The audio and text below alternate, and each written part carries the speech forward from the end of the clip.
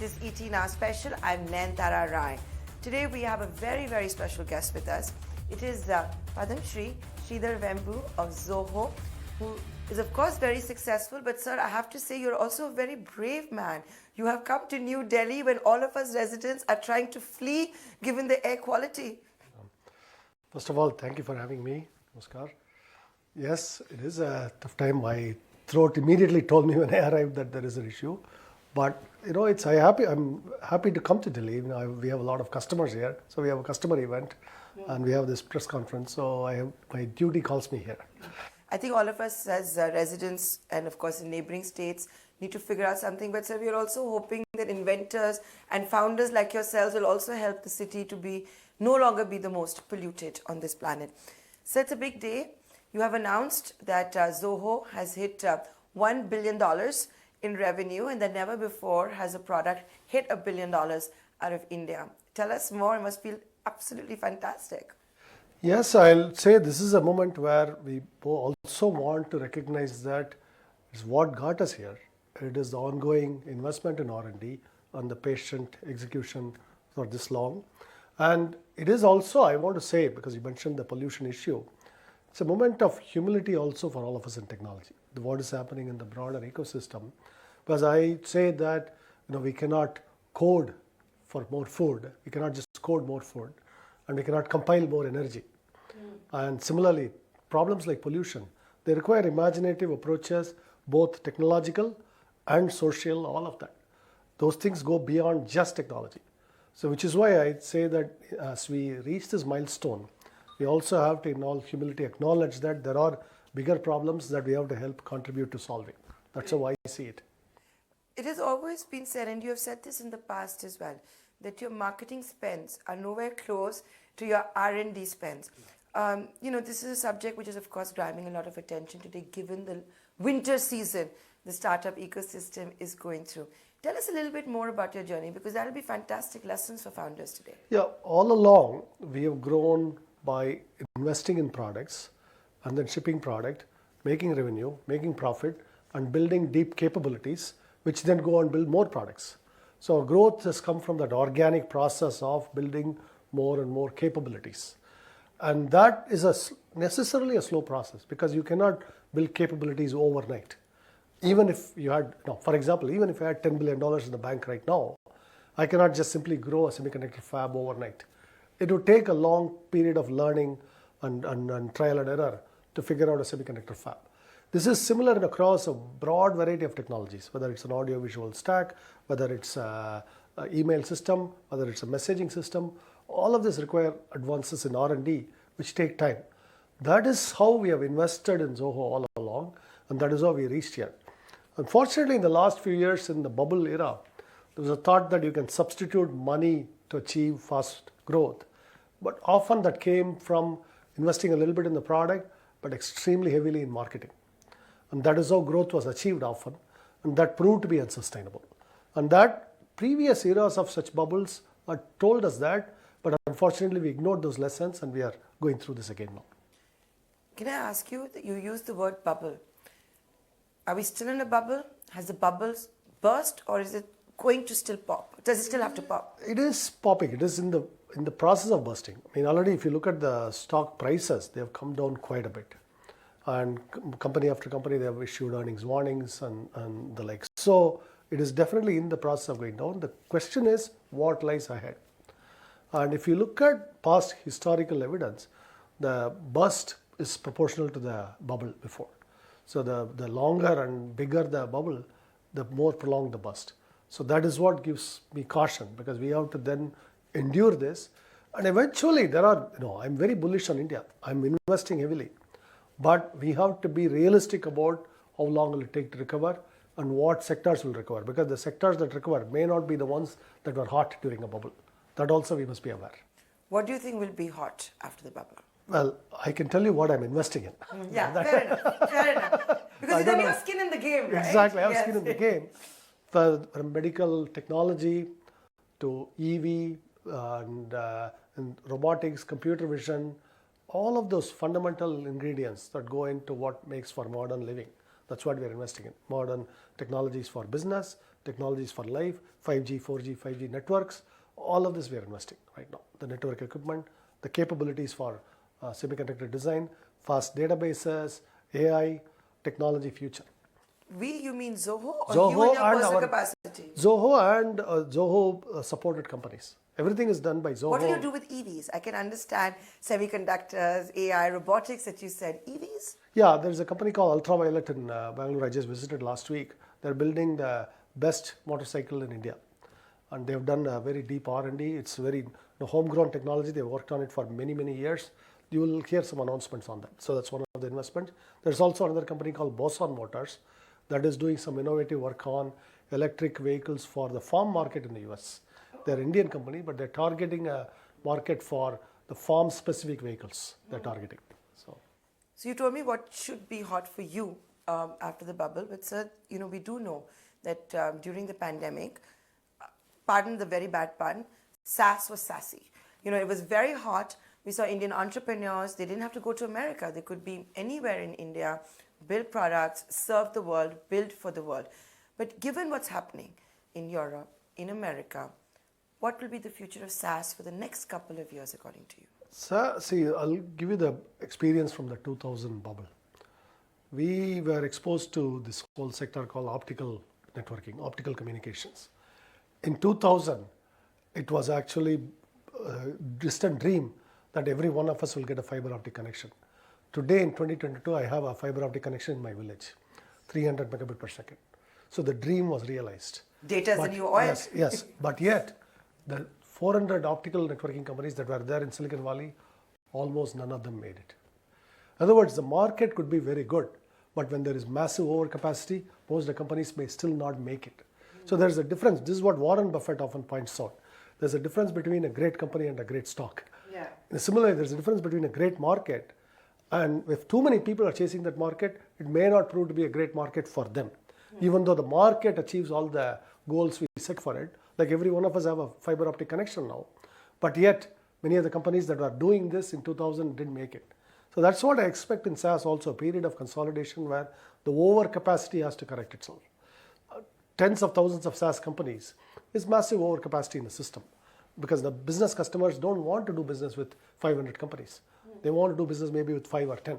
So that's what the fundamental driving force is. So consolidation, I believe, is coming. How will Zoho be during this period? You've hit $1 billion milestone. You've not wasted money in marketing spends, as you said at the start of the interview. Is this when you're going to be like, what, a snow leopard this winter season? No, all we can hope to is execute better than the competition. That will be like Salesforce or Microsoft, all of that. Can we execute better? Can we innovate faster? Can we stay relevant? Those are the fundamental questions. I'm reasonably confident, given the technology capabilities we have built, given the workforce, the committed workforce we have, we should be able to do it, but the future will tell. What is your next ambition for Zoho? You've hit this milestone. What is it? Is it to be as large as Infosys TCS? Because right now you're talking to me about Salesforce and Microsoft, so I thought of this. Yes, even at $1 billion, we are much smaller than our global competition. Microsoft would be literally 200 times our size. Salesforce would be like 40 times our size. So we still have a long way to go. So we still have, those are the milestones that we have to hit. Fair point. So the other thing I would like to ask you is, we talked about SaaS, you told me about EVs, how you're going to be investing, as well as others. So for everybody who's tuning in, what does Sridhar Vembu look for before an investment, whether it's in a personal capacity, by Zoho, the Zoho ecosystem? As a rule, I'm not looking for investment. I'm looking at what problems need to be solved. I'll give you a problem today that needs to be solved. All of the sensors that depend on, that is in our cameras, that is in our temperature, that is in our medical equipment, all of that, none of the sensors we make in India. Those sensors are critical because those are literally the eyes and ears of these equipment, how they sense the world and feed it into the digital realm. In other words, before data becomes data, it's in the real world. How does the real world become data? That is, the sensors are doing the job. They're converting these real world stuff into voltages and currents that become digital data. These sensors are very critical and we don't have it in India. We are buying it from, we are importing it at often very huge expense. And sometimes like a little piece could be like $40, $50. because I'm familiar with the equipment that uses these sensors. Those are some areas that I'll be looking at. So I look for problems like this to solve. It doesn't mean I have a solution already, but when you are thinking about it, suddenly somebody comes up with sensor idea, then you say, okay, let's do this. How do people send you ideas? Well, it comes through various sources. Somebody might be in Twitter, or somebody could be sending an email, or somebody in Zoho says, hey, this company is doing this interesting work, maybe you can meet them. So that's how these ideas come up. Do you check all your tweets? Do you check your direct messages? Not everything is not possible, but sometimes. Since you have such a massive following, how can I not ask you this question? Are you going to pay $8 to Twitter for your blue tick, which is as per Elon Musk's plan right now? That's going to remain a top secret until I actually decide to do it or not do it. Couple of months.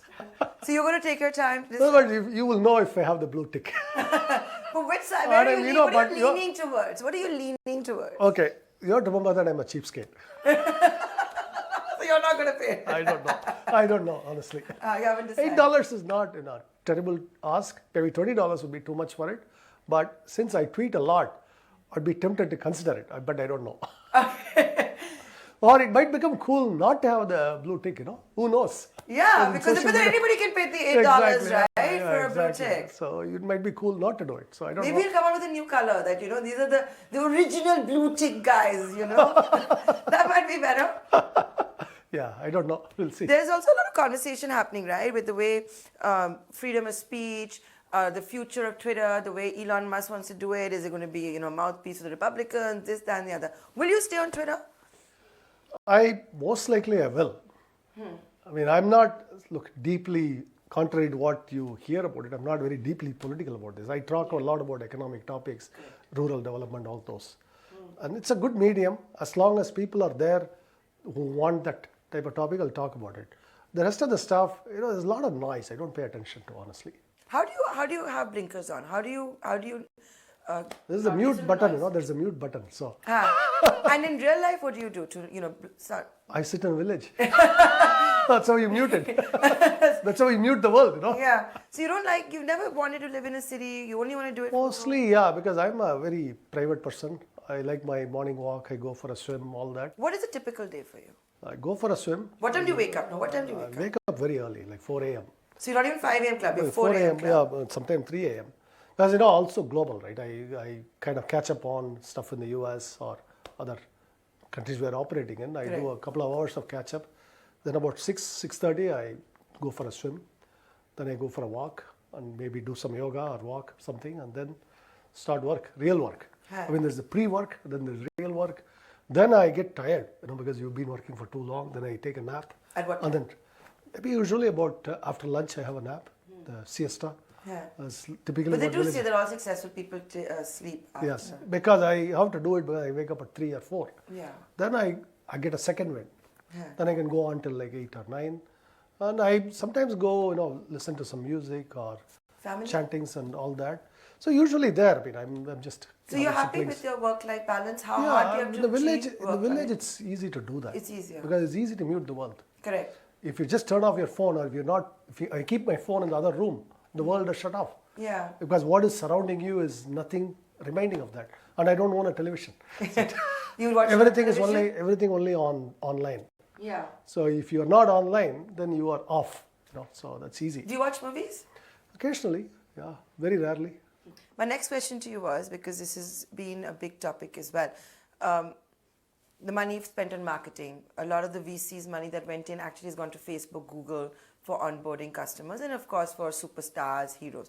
This is a week where we've seen Byju's sign up Lionel Messi, and we saw the co-founder saying she loves him and an absolute fan. How did you ever resist the temptation of signing up your favorite actor, actress, sports star, dancer, singer, whatever? Whoever you admire. You only have to resist the temptation if you had it in the first place. I never had the temptation, so I didn't have to resist it. That's the truth. It's not, I actually, for example, thought of once putting on a person like Viswanathan Anand as our spokesperson. So we might still do it. I don't know. Because, chess, he was one of the greatest players from India. So we might do it, but it's just that we also have to get around to doing it. Somebody has to pull the trigger, actually do all that, run a campaign. Those things in our company, generally we are much better at engineering than doing all these projects because there's not enough staff to to do all this. Just to make sure that our products are marketed, just customers are communicated, takes all the resources.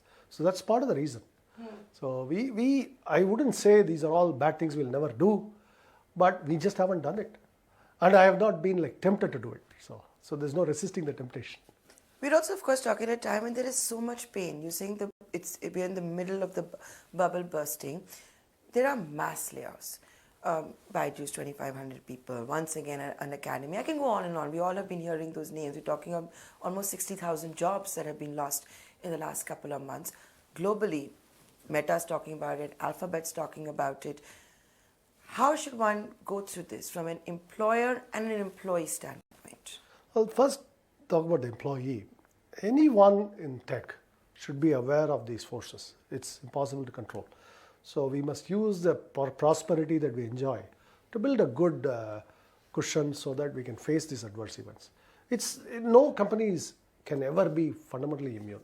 Okay, that's the truth. From an employer standpoint, what I have tried to be is make sure that our employees have a predictable, reasonable level of job security that's possible, because that's by being prudent during the boom. During the boom, we resisted overhiring. We resisted spending too much. So because I kind of expected, based on past experience, that the boom won't go on forever. Yeah. And unfortunately, a lot of companies didn't seem to have realized that during the boom, maybe there was a projection, overconfidence that this will go on forever. But for those of us who have seen the history, who know the history, knew that this at some point was going to come to an end. It just wasn't predictable exactly when it will come to an end. It seemed to have ended.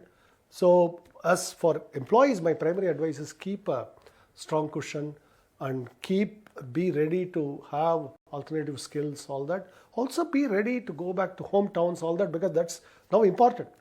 In other words, big cities are expensive to live, and from smaller towns you might be able to have a kind of a longer runway to relaunch yourself. Because you should think of yourself as a startup, how you relaunch yourself. That's how I would think about it if I were one of the employees impacted, because we cannot predict these occurrences. The only thing we can do is how do we prepare for it, how do we react better when it happens. But, you're saying to go back to the hometown where it might be cheaper to live in and things like that. But the fact is, in the bigger cities now, at least in India, the hybrid work model is not the way it is perhaps being in America. Bosses do expect you to come to office, so it may not be very practical. True, if you get a job, you can come back. But during the time, you have to maybe reskill yourself, you have to learn new skills. Cutting the cost of living is very useful. And again, this is like the runway. You have to think like a startup. Maybe I have 6 months of money. Can I stretch it to 1 year?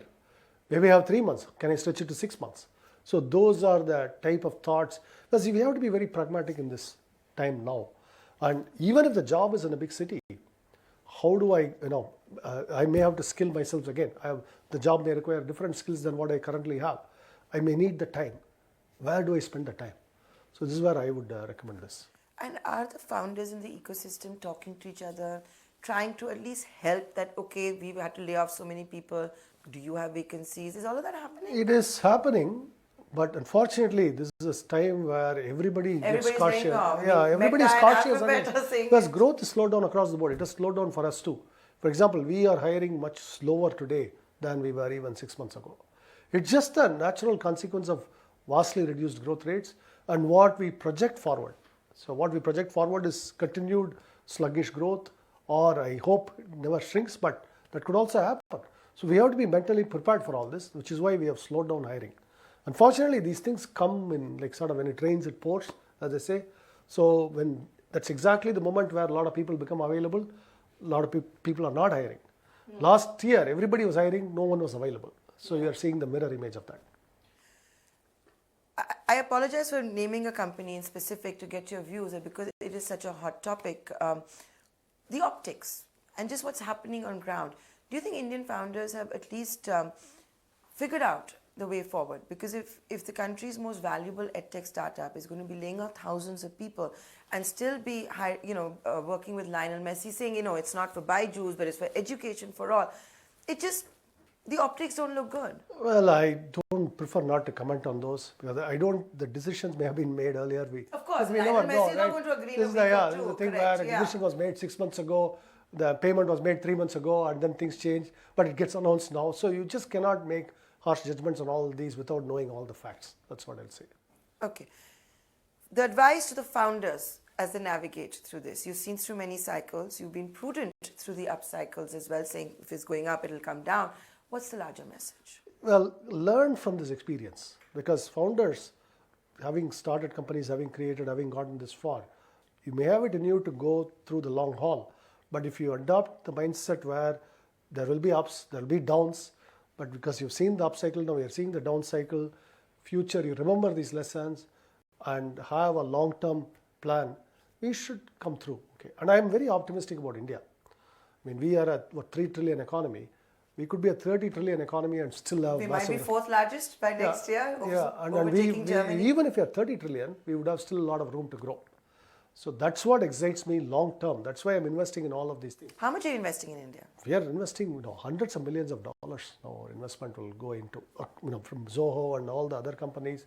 The R&D we are doing here, R&D we are doing elsewhere, hundreds of millions of dollars per year. We will be one of the largest R&D investments in India today. How can India take advantage? I know it's a very crude question for the recession that's going to come in the US. Europe is already started to see it. If you're not going to be in India, where else are you going to be, right? So how can one rise with India? It's the potential itself is drawing capital. In fact, we have seen that last couple of months, India's foreign exchange reserves seem to have gone up now. Suddenly turned the corner because money is coming into India still, which shows that a lot of people share that optimism long term. But still, we are in a massive earthquake zone called the global economy. No one is immune. So we have to be prepared for some potentially tough times, but we can be optimistic about the longer term. I'm talking about 10, 20-year time frame. And again, the real factor here is demographics. The reason why a lot of companies are coming is not just to cut costs now. That used to be maybe 20 years ago. Today they are coming because they cannot find the talent. There's no demographics. This could even happen for Chinese, believe it or not. Chinese companies are now Korean companies. There are now engineers from India going to Korea, which never used to happen even 10 years ago. It's happening because their birth rate is one of the lowest in the world. Chinese birth rate is competing with that, one of the lowest in the world. So at this point, all of these countries now need access to Indian talent, which is why they're coming to India and they're rolling out the red carpet for our talent. That, I think, will continue in a way. The reverse. So we need to have a reverse brain drain. Exactly. I just hope that we will, I'm very selfish, right? We need to hold on to all our talent here. Yeah. And, of course, other countries will be competing for the talent because the talent now is global. It's absolutely true. It is very easy to get a Canadian migrant visa today. Correct. And Australia, a lot of these countries are rolling out the red carpet. While we can feel proud that our talent is so wanted, we should also fight hard to retain it because all the talent is needed to invent all of the technologies we need and to develop our own rural areas, our rural districts. We need the talent here. We need these Indian origin CEOs to be CEOs of large Indian corporations from here. I hope so, because every such CEO talent we exported, there may be 10,000 jobs here that we didn't have. That's why the talent needs to be here. So do you feel proud when you read all these names and when they become CEOs? Or do you feel like, oh, I wish they were here? I wish they were here. I mean, I feel proud, but that for our, what our people can achieve. But I also I'm looking at, there are 700 districts, predominantly rural, predominantly still in poverty. Each of these districts, if we had one of those CEOs, imagine what could have happened. That's how I think about it. And in fact, we want to show our viewers what has happened when one of the CEOs decided not to leave. So as I wind up this interview, Mr. Vembu, I'm going to say it on television. Please invite ET now so that we can come down south, see the work you're doing and show our viewers the changes that you have made and the development that has been done. Please do come to Tenkasi. And I have said that in Twitter publicly before. This is a district about the same population as the country of Estonia. And this is $2,000 GDP annually, and Estonia is about $20,000 GDP. So my dream is to see this one district become like an Estonia. And there are 700 such districts. That's the challenge we face as a nation. But we have to do it one at a time. I mean, maybe I can do one district, but we have the 699 districts waiting for somebody to take it up. Yeah. So that's what I hope. So we will bring our viewers that, and thank you so much for giving us. Thank you.